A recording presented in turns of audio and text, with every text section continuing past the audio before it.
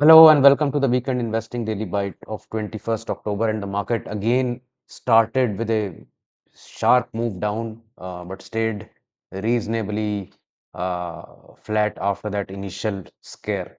So we are now, it's the things have changed to the extent that uh, earlier gap downs were happening and suddenly, markets would go up, but now it is just a bounce or we gap up and we come down. So there is certainly a shift in the sentiment that is happening, which I am speculating. I have no way to say that this is a certain shift, but it seems to me that the market is not able to sustain at higher levels, at least as of now. And it is also not going below important support. So we are sort of stuck in a range, and some bad news can really topple the market. We've had certain results which were not expected, but still the market has sustained.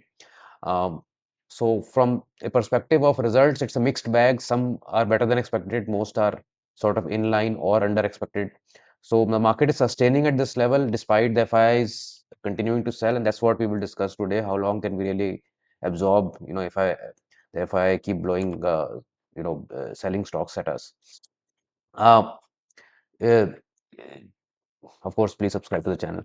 So the market, you can see here, this pattern that we have been anticipating uh, last many sessions is still at the neckline, not really breaking down, but some bad news, if it comes around, can really now break that.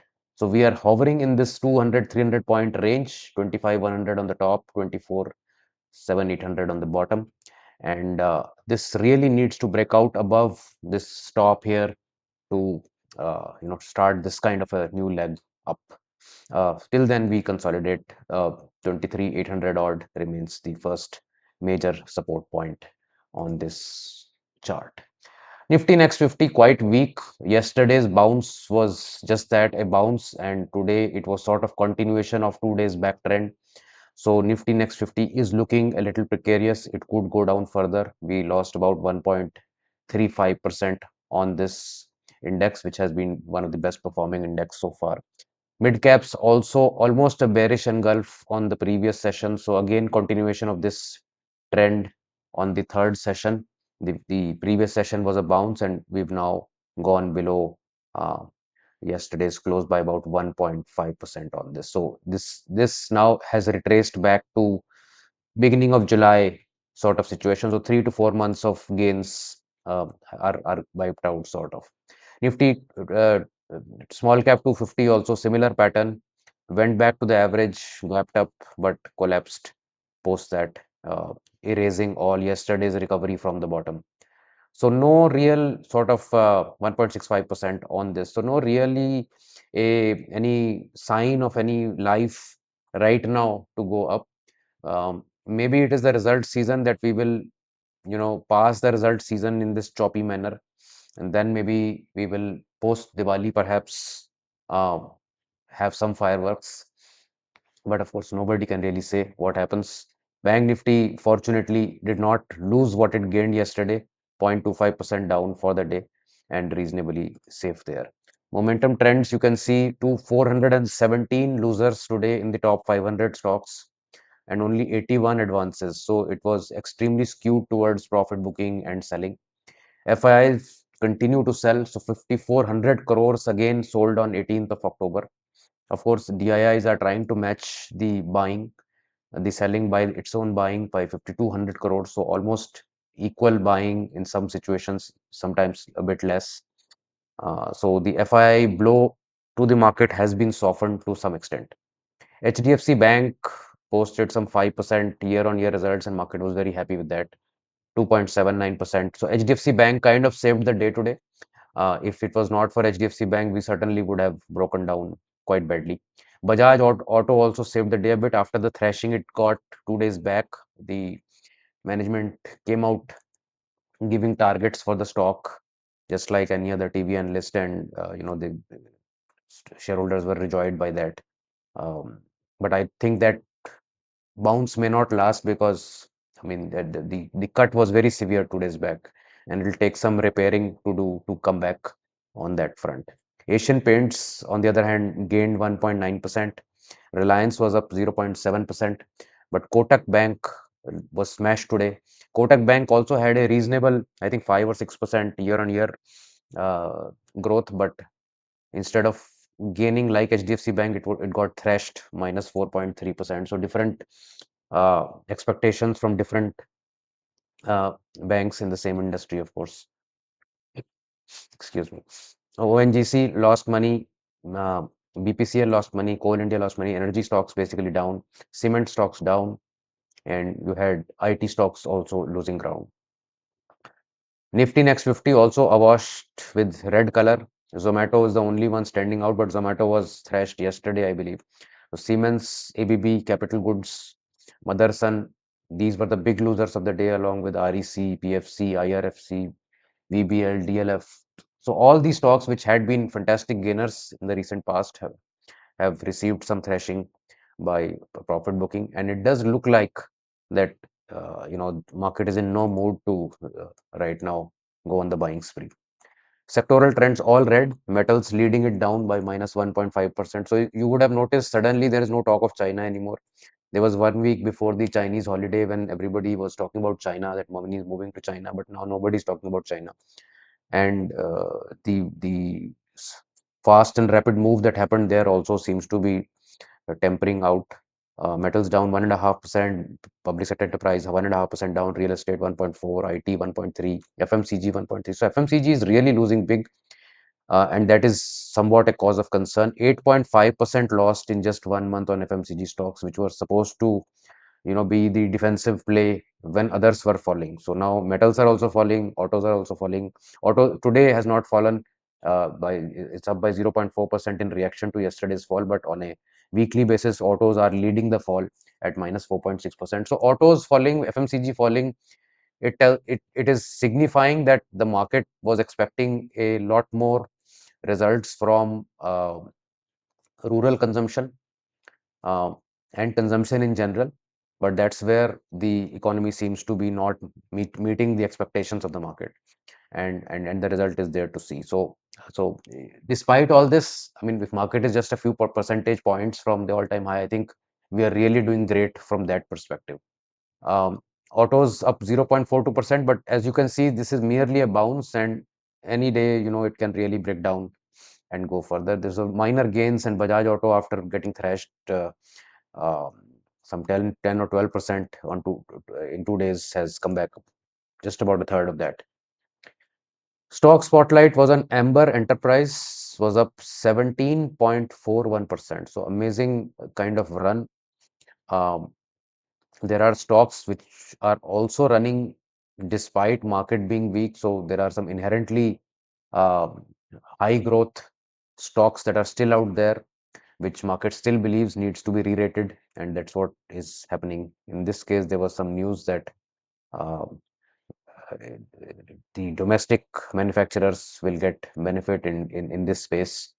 And this stock has really been doing well in two legs. So we had a 2019 to 22 run where it went from 700 to 3,500, and then the next one from 1750 to nearly 6,300. So two really good runs on this particular stock out there. So how long can the market keep absorbing the FII flow, or the blow, is as this title suggests? So this has been the situation. FII's sale since 27th September. So in less than 1 month, they've sold 91,000 crores of stock. Of course, for each of their selling days, mostly you would have seen a DII buying day. So the local buying has virtually matched the overseas selling, which was never the case so apparently, at least a few years back. You would have had FII sales, but then some DII's purchase may be there, but not really matching up. But here it is becoming like a mirror image. So this is a FII DII 5 period moving average of the buys and sells, and you can see that while the most of the selling, the big selling came before the start of the month, it is now petering out to about 4,000 crores per session, and DIIs are buying about 3,000 odd crores per session. So the gap is not much. And the steep selling that we saw in the last week of September, that at least is not happening anymore. So this is where FII started to sell, and with their sells, they have been able to bring the market down only till here, which is just about maybe 1500 points or 5.5% from where it was. And at certain points of time, of course, a natural correction or a slowdown or a consolidation will also happen in the markets. And this right now is also making a sort of HNS pattern, uh, which could lead to about a 1200-1300 point fall if we do go there. So maybe the election day high is sort of the bigger target going forward. My personal feeling is that we will possibly go down for the shorter term. I think this quarter, October, November, December, may be that period of consolidation. But then next year onwards, possibly we will see newer fund flows towards India. But again, this is just purely guesswork, and we will not really bother about all this and go with our whatever we do for our strategies. So this is the fund flow. I couldn't get China numbers, but the funds seem to be flowing out of India, out of South Korea, out of Brazil, out of Thailand. So emerging markets have been losing. Only Japan seems to be gaining, and China, of course, was gaining, but I don't have the number for that. Um, so China, that phase also seems to be petering out. I don't think Japanese stocks are getting much more flows now, at least. So there will be a reversion back to the mean sometime soon. Um, India is, of course, as per the value guys, one of the most expensive markets in the world, and hence some money is likely to move away. But then, as soon as I think the state elections take place, and in case the current government is able to do their election magic, if they do that, I think this trend will very quickly reverse. That is just my guess. But as of now, there is a trickle of flow that is happening. The FIIs have earlier also many times sold big. So in September, October 2008, they sold 28,000 crores, but that was, of course, in relation to the market cap at that point of time, which was much lower than today. Uh, in Feb to March 2020, they sold 78,000 crores, and now approximately just in the month of October, 75,000. And if you include the last 10 days of September, it will be nearly 1 lakh crores. So the kind of market reaction we had earlier uh, is not yet, or maybe it is, going to come. I don't know. But so far, I mean, this kind of sale has also not been able to break the market. Uh, the good thing possibly is that most of the SIP money is continuing to flow in, and they're making new records every month. And that fund flow, of course, can, like somebody was mentioning yesterday, that SIP flows are so strong that for next many years we will not. So that is not really true. I think sentiments change very quickly. A couple of weeks of bloodshedding, and a lot of folks can start to take a step back and say that, okay, I'll stop my saves, or I'm not adding new money, or I'll wait and watch. So that kind of sentiment changes very fast. So we can't really rely on the fact that the current SIPs can carry whatever future period that we see. So markets are very fickle, and you can't uh, depend upon that, especially others' money to hold up the market. I mean, um, so you have to plan out in such a way that even if there is a long-term consolidation, your plan should work. That should be the goal of your investing. Is that you've enjoyed 4 5 years of great markets. Now, if there's a couple of years of consolidation, 6 months, 1 year, 2 years, I don't know, uh, you should be able to walk through that. But the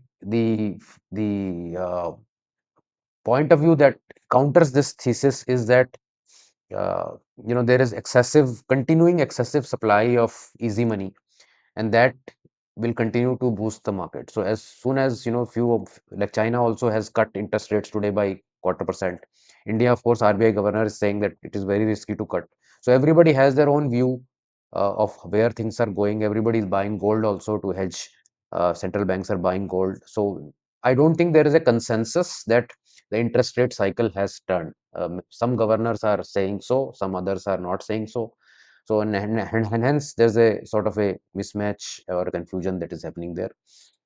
But I think elections of India for Indian specific show of strength, and election in the US in November, I think these two events possibly will clear the air somewhat for where money should be flowing or would be flowing. We, of course, will continue to follow our path and follow the strategies. Only one mantra: buy what is going up, sell what is going down, and that is all you need to know. Rest all is noise, but we need to monitor the noise just to keep ourselves in our expectations right. If you don't uh, want to, even look at the markets for a week or for a month and just come and see the market on rebalance, that is actually the ideal way of following these strategies. That don't look at any such number, don't even, you don't need to even see this daily buy, but because people want to know every day what is happening, that's why all this information is there. But in general, because the strategies are non-discretionary totally, uh, these do not apply to those strategies. So let me know your views on how you see the situation, and I'll definitely write back to you in the comments. Thank you so much for watching, and I'll see you in the next one. Bye.